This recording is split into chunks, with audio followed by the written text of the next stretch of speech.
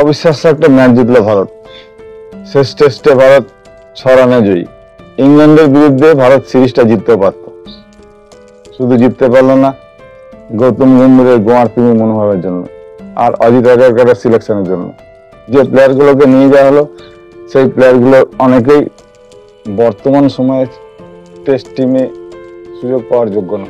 ধ্রুব জুড়াই বলে প্লেয়ারটা প্রত্যেক টেস্ট সিরিজে সুযোগ পেয়ে থাকেন, দুই একটা টেস্টও খেলেন, কিন্তু ব্যাটে রান করতে পারেন না। যে প্লেয়ারটা 8 বছর ধরে করানার ছিলেন, আমাকে একটা সুযোগ দাও, আমাকে একটা সুযোগ দাও, সেই করণার ব্যাটে রানই করতে পারলে না। সমগ্র সিরিজে একটা মাত্র হাফ সেঞ্চুরি। আর আইপিএল এ ঝুড়ি ঝুড়ি রান করা সাই সুদর্শন, তিনিও ব্যাটে ব্যর্থ। আর যে প্লেয়ার গুলোকে নিয়ে যাওয়া উচিত ছিল, সেই বিরাট কোহলিকে কোনো এক অজ্ঞাত কারণে অবসর নিতে বাধ্য করা হলো। যে প্লেয়ারটিকে মিডিল অর্ডারে খেলানো উচিত ছিল, সেই শ্রেয়াস আয়ারকে বাড়িতে বসিয়ে রেখে দেওয়া হলো। আর যে বোলারটাকে নিয়ে যাওয়া উচিত ছিল মোহাম্মদ শামি, তাকে সুযোগই দেওয়া হলো না।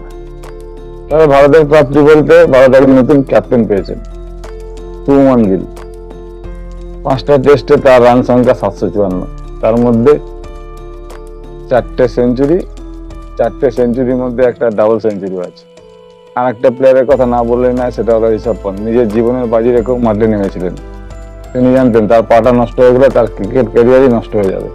আর সব থেকে আলাদা করে বলতে হয় মোহাম্মদ সিরাজ। সমগ্র সিরিজে আগ্রাসন দেখিয়ে গেলেন। শেষ টেস্টে তার বোলিং এ ভর করে ভারত জিতল। মোহাম্মদ সিরাজ, আপনাকে অনেক অভিনন্দন। আর ততটা ধিক্কার জানাই অজিত আগারকারকে।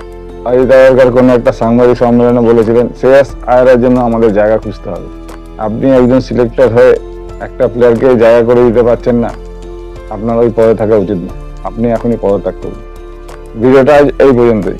যদি ভিডিওটা ভালো লাগে অবশ্যই আমার ফেসবুক পেজটি ফলো করবেন। আর যদি ইউটিউব থেকে দেখে থাকেন, আমার চ্যানেলটিকে সাবস্ক্রাইব করতে ভুলবেন না।